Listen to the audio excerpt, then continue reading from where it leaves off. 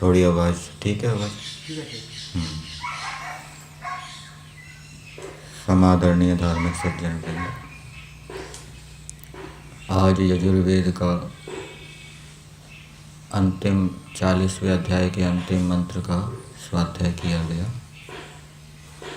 उसमें एक वाक्य आया है, हिरण्मयेन पात्रेण सत्यस्यापि हितं मुखम। इस वाक्य के अनेक प्रकार के अर्थ किए जाते हैं। हिरण्य शब्द है और मयट प्रत्यय आके हिरण्मय हो गया है। या का लोप हो जाता है संस्कृत व्याकरण के नियम से। तो हिरण्य हित रमणम भवति, जो हितकारी होता है, रमणीय होता है, उसको हिरण्य कहते हैं। सोना है, सोना रमणीय भी है, सुंदर भी लगता है और वो हितकारी भी होता है। पात्रेण, जो रक्षक है उसको पात्र कहते हैं। यहाँ पात्र से ढक्कन लिया गया है, आवरण लिया गया है। जब हम कोई वस्तु किसी बर्तन के अंदर रखते हैं तो फिर ढक्कन से उसको, बर्तन को बंद कर देते हैं ताकि कोई कीड़ा, नमी आदि उसमें प्रवेश ना करे, उसके अंदर जो पदार्थ है वो खराब ना हो, नष्ट ना हो।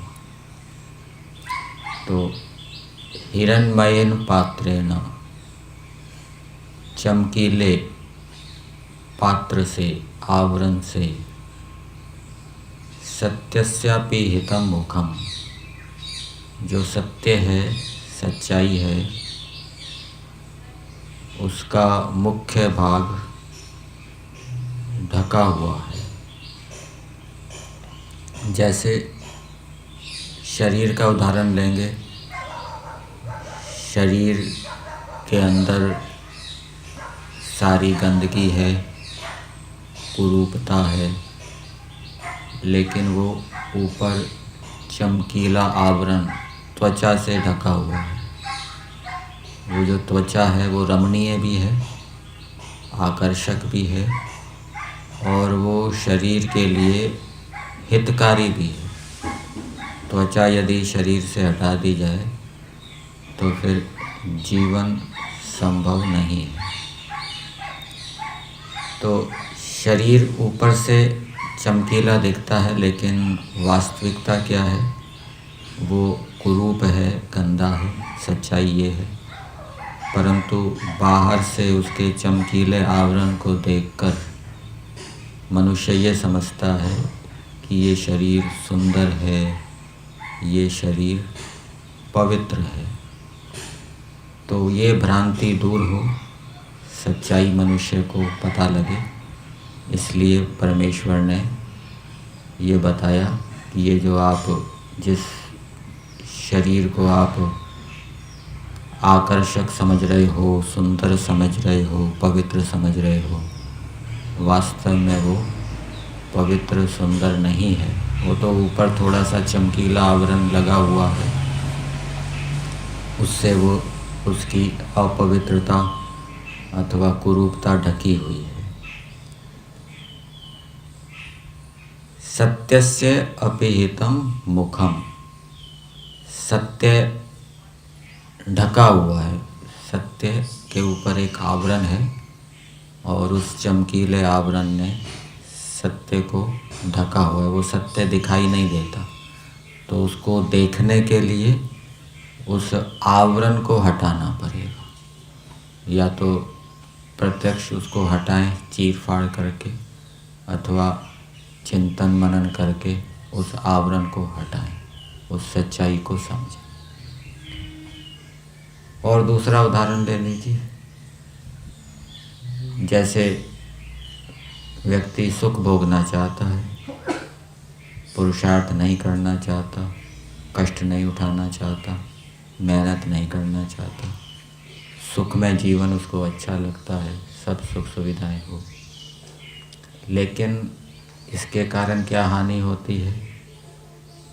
उसकी सहन शक्ति नहीं बढ़ती, उसका सामर्थ्य नहीं बढ़ता सुखपूर्वक जीवन बिताने से, उसके अंदर पवित्रता नहीं आती, और सुखमय जीवन बिताने से आसक्ति भी उत्पन्न हो सकती है जिन साधनों का वे उपभोग कर रहा है।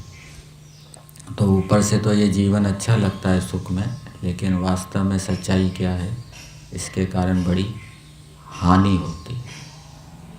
इसी प्रकार से बेईमानी से पैसे कमाने में क्या देर लगती है, व्यक्ति कुछ ही दिनों में धनपति करोड़पति बन सकता है। बहुत बेईमानी से पैसा कमाना बहुत अच्छा लगता है, ये चमकीला आवरण है, ठीक है। इसलिए लोग बेईमानी करके झटाझट धनवान बन जाते हैं। लेकिन सच्चाई क्या है, तो वो जो उनको धन प्राप्त होता है वो उनकी उन्नति करने वाला नहीं होता। शरीर, आत्मा, मन, बुद्धि का वो विनाश करने वाला होता है, अवनति करने वाला होता है, और उससे उनको अनेक प्रकार के दुखों को झेलना पड़ता है। इसी प्रकार से अनुशासन को तोड़ना अच्छा लगता है, अनुशासन में रहने में कठिनाई होती है, लेकिन जब अनुशासन का भंग करेंगे तो उससे हानियाँ भी होगी, श्रद्धा समाप्त हो जाएगी, पवित्रता उत्पन्न नहीं होगी, योग्यता नहीं बनेगी, आदि आदि। इसी प्रकार से बैठे रहो, ध्यान करते रहो, कुछ ना करो, बहुत अच्छा लगता है, लेकिन इससे उन्नति नहीं होती, व्यक्ति रोगी हो जाता है और उसका ज्ञान भी विकसित नहीं होता, ज्ञान बढ़ता नहीं है। ज्ञान कैसे बढ़ता है? तीनों करने पड़ते हैं, कर्म भी करना पड़ता है, उपासना भी करनी पड़ती है, और चिंतन मनन भी करना पड़ता है। तीनों करेंगे तो ज्ञान बढ़ेगा। केवल जप करते रहें, भावना बनाते रहें, बहुत अच्छा लगता है, लेकिन चिंतन मनन नहीं करेंगे, चिंतन मनन करने में कठिनाई होती है। कौन प्रमाणों से सिद्ध करे, कौन तर्क हेतु उठाए, तो वो उन्नति का मार्ग नहीं है, केवल ध्यान करना। इसी प्रकार से कर्म करने में कठिनाई होती है, मेहनत करो, पुरुषार्थ करो, लेकिन वास्तव में कर्म करने से ही उन्नति होती है। तो एक अर्थ तो इसका ये किया जाता है कि चमकीले आवरण से सच्चाई जो है वो ढकी हुई है, तो उस सच्चाई को जानने के लिए उस चमकीले आवरण को हटाना पड़ेगा। सच्चाई को जानने के लिए उस चमकीले आवरण को हटाना पड़ेगा। सच्चाई क्या है? अनुशासन में रहने से उन्नति होती है। तो जो चमकीला आवरण है, अनुशासन में रहने से उन्नति होती है, ये बात समझ में आए, इसके लिए चमकीला जो आवरण है उसको हटाना पड़ेगा। चमकीला आवरण क्या है? अनुशासन को भंग करना, मन मर्जी करना, उसमें अच्छा लगता है, उसको रोकेंगे, अनुशासन भंग को रोकेंगे, अनुशासन में चलेंगे, तब अनुशासन का महत्व समझ में आएगा। इसी प्रकार से मेहनत ईमानदारी से जो धन कमाया जाता है वो सुख देता है, उन्नति देता है। ये सच्चाई कब समझ में आएगी? जब व्यक्ति को चमकीला आवरण हटाना पड़ेगा, जब वो चमकीला आवरण हटाएगा। अर्थात यदि व्यक्ति बेईमानी करता रहेगा, बेईमानी से धन कमाता रहेगा, उसको ये बात कभी समझ में नहीं आएगी कि सच्चाई से धन कमाने में सुख होता है, कल्याण होता है। ये बात समझ में आए, इसके लिए उसको बेईमानी छोड़नी पड़ेगी। इसी प्रकार से क्रोध करना हानिकारक है, क्रोध ना करने में लाभ है, ठीक है ना। ये बात कब समझ में आएगी? जब व्यक्ति क्रोध करना छोड़ेगा। क्रोध करना अच्छा लगता है, कोई सामने व्यक्ति हमारे प्रतिकूल चल रहा है, उल्टा चल रहा है, तुरंत शरीर से, वाणी से चेष्टा कर देना, उसको उसके ऊपर क्रोध कर देना बहुत अच्छा लगता है। लेकिन इससे हानि होती है, बुरे संस्कार पड़ते हैं, अविद्या उत्पन्न होती है।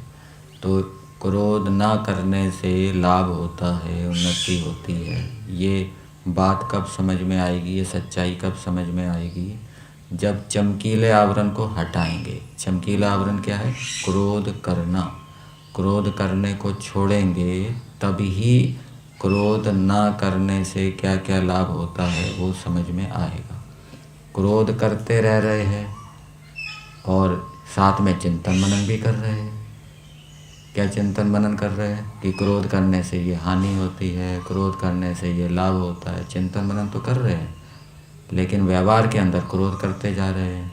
तो ये चिंतन मनन करने के बाद भी वो क्रोध करने से हानि होती है या क्रोध ना करने से लाभ होता है, ये बात समझ में नहीं आएगी। इसी प्रकार से शरीर अपवित्र है, शरीर कुरूप है। इस सच्चाई को समझने के लिए चमकीले आवरण को हटाना पड़ेगा। यदि दिमाग के अंदर ये बात आती रही बार बार कि ये शरीर सुंदर है, शरीर पवित्र है, तो ये बात कभी समझ में नहीं आएगी कि शरीर कुरूप है, शरीर अपवित्र है। तो ये चमकीले आवरण को क्या है? हटाना पड़ेगा।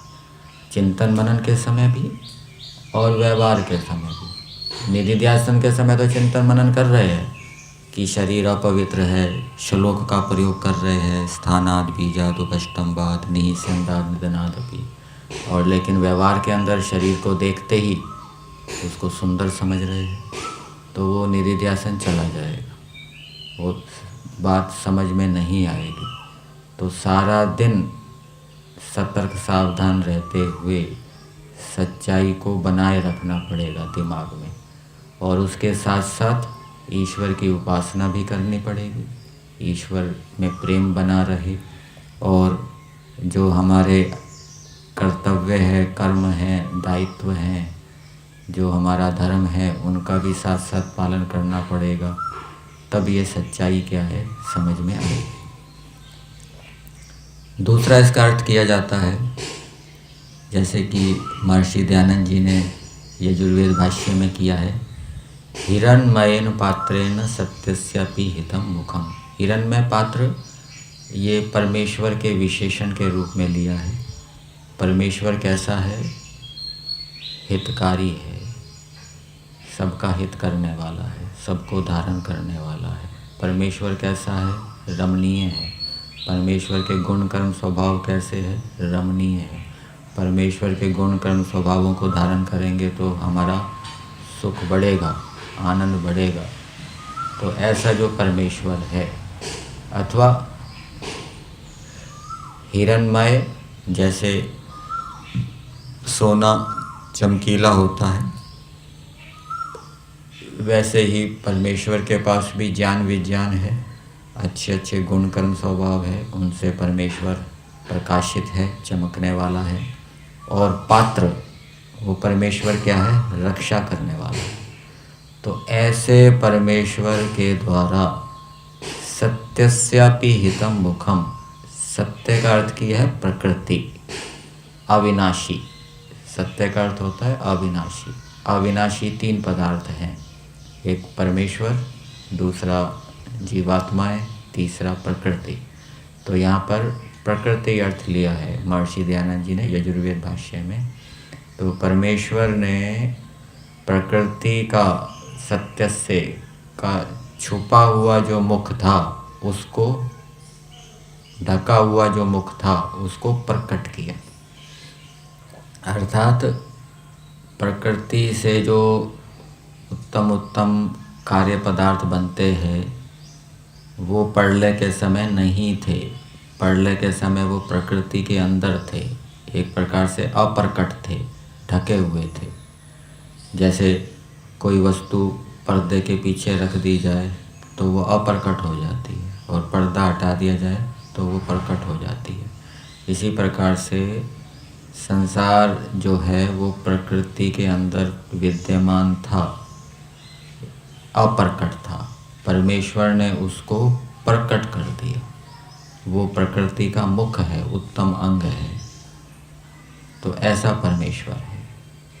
और एक अर्थ ये भी किया जाता है, हिरण्मयेन पात्रेण सत्यस्यापि हितं मुखम। परमेश्वर ने, सर्वरक्षक परमेश्वर ने सत्यस्यापि हितं मुखम, सत्य के मुख को ढका हुआ है। ढकने का मतलब क्या है?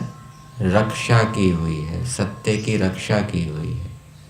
अर्थात परमेश्वर सत्य को धारण करके सत्य की रक्षा कर रहा है। तो जैसे परमेश्वर सत्य को धारण करके उसकी रक्षा कर रहा है, वैसे ही मनुष्यों को भी सत्य को धारण करके, धर्म को धारण करके उसकी रक्षा करनी चाहिए। तो ये अनेक प्रकार के अर्थ इस मंत्र के किए जाते हैं। और इस मंत्र से ये शिक्षा मिलती है कि जो सच्चाई है, संसार की सच्चाई, उसको हम समझें। जो संसार के जो आकर्षण हैं, उन आकर्षणों में जो राग से युक्त रहेगा वो सच्चाई को समझ में, उसको सच्चाई समझ में नहीं आएगी। एक श्लोक आता है सत्यार्थ प्रकाश के 3 समोल्लास में दिया है मनुस्मृति का, अर्थ कामेषु असक्तानां धर्म ज्ञानम विधीयते। तो ये जो विषय है, संसार के विषय, ये बहुत आकर्षक हैं, लुभावने हैं। तो जो इन लुभावने विषयों में आसक्त होता है, फंसा हुआ होता है, उसके अंदर धर्म को जानने की इच्छा उत्पन्न नहीं होती, सत्य को जानने की इच्छा उत्पन्न नहीं होती। जितना जितना व्यक्ति संसार के विषयों से आसक्ति हटाता जाएगा, जितना जितना मन इंद्रियों को वश में करता जाएगा, उतना उतना उसकी सत्य को जानने की, धर्म को जानने की जिज्ञासा उत्पन्न होगी, उतना उतना वो सत्य को, धर्म को जानेगा। एक व्यक्ति 50% मन इंद्रियों के ऊपर नियंत्रण रखता है, 50% नियंत्रण नहीं रखता। दूसरा व्यक्ति 90% मन इंद्रियों के ऊपर नियंत्रण रखता है, 10% मन इंद्रियों के ऊपर उसका नियंत्रण नहीं है। अब ये दोनों व्यक्ति जब वेद आदि शास्त्रों को पढ़ेंगे, सत्संग करेंगे, तो किसको धर्म अधिक समझ में आएगा, किसको सत्य अधिक समझ में आएगा? जिसका मन इंद्रियों के ऊपर नियंत्रण 90% है, उसको अधिक समझ में आएगा। एक व्यक्ति विषयों में कम आसक्त है, दूसरा व्यक्ति विषयों में अधिक आसक्त है। एक व्यक्ति 2 विषयों में आसक्त है, एक व्यक्ति 5 विषयों में आसक्त है। तो किसके अंदर सत्य को, धर्म को जानने की जिज्ञासा अधिक होगी? जो 2 विषयों में आसक्त है। तो आसक्ति को हटाने से ही जितनी जितनी हम विषयों में आसक्ति हटाएंगे या धन के लोभ से हम पृथक होंगे, उतने उतने हमारे अंदर सत्य को, धर्म को जानने की जिज्ञासा उत्पन्न होगी, और उतना उतना हम स्वाध्याय के माध्यम से या सत्संग के माध्यम से या संसार को देखकर सत्य को समझ पाएंगे। और जिसके अंदर ये जिज्ञासा नहीं है, वो संसार को देखने के बाद भी, स्वाध्याय करने के बाद भी, सत्संग करने के बाद भी सत्य को नहीं समझ पाएगा, धर्म को नहीं समझ पाएगा। और जैसे परमेश्वर सत्य को धारण करके उसकी रक्षा करता है, वैसे मनुष्यों को भी सत्य को धारण करके उसकी रक्षा करनी चाहिए। धर्म एव रक्षिता रक्षति, धर्म एव हता हन्ति।